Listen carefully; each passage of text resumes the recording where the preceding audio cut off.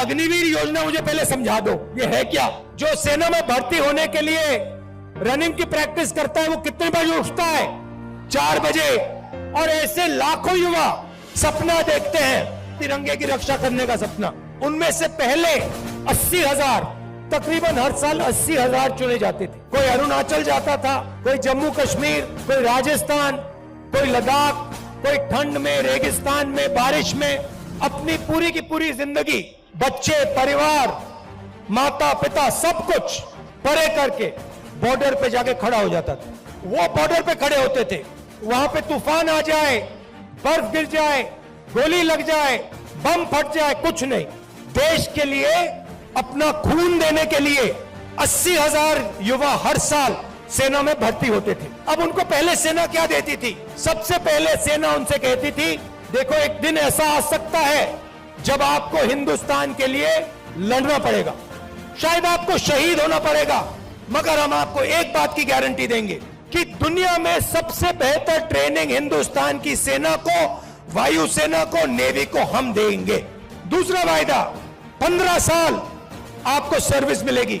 अगर आपको इतनी सी भी चोट लगी, हम आपकी रक्षा करेंगे। तीसरा वायदा, आपने इस देश के लिए अपना पूरी की पूरी आपने जिंदगी दी, आपने अपने बच्चे दे दिए, माता पिता दे दिए, परिवार दे दिया, अपने सारे के सारे सपने दे दिए इस तिरंगे को रक्षा करने के लिए।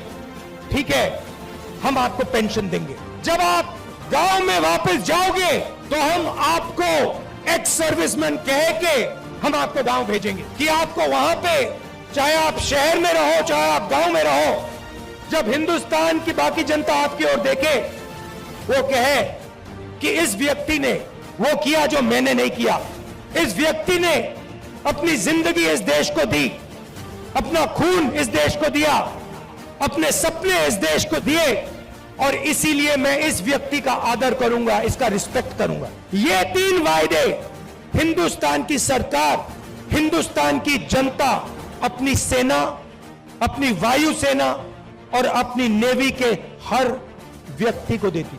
अब अग्निवीर योजना ने ये तीनों के तीनों वायदे तोड़ दिए हैं। अग्निवीर योजना क्या कहती है? उन्हीं 70,000, उन्हीं लाखों युवाओं से कहती, भैया 80,000 तो नहीं लेंगे, 40,000 लेंगे, और वो जो 15 साल की बात थी, वो जो सर्विस की बात थी, उसे भूल जाओ। 4 साल बाद हम 75% को वापस भेज देंगे, निकाल देंगे, बस 25% हम रखेंगे, 25% को हम रखेंगे, बाकी को हम छोड़ देंगे। आप लोग जाइए, बेरोजगार हो जाइए। अच्छा, जो पहले हम ट्रेनिंग देते थे, जो सैनिक को तैयार करने में 5, 10, 15 साल लगते हैं, जो टाइम लगता है उसको भूल जाइए। सिर्फ 6 महीने की ट्रेनिंग की जरूरत है, 4 साल बाद घर वापसी। पेंशन देते थे, अब नहीं दोगे। तो ये वायदे नरेंद्र मोदी जी ने और बीजेपी ने तोड़े हैं।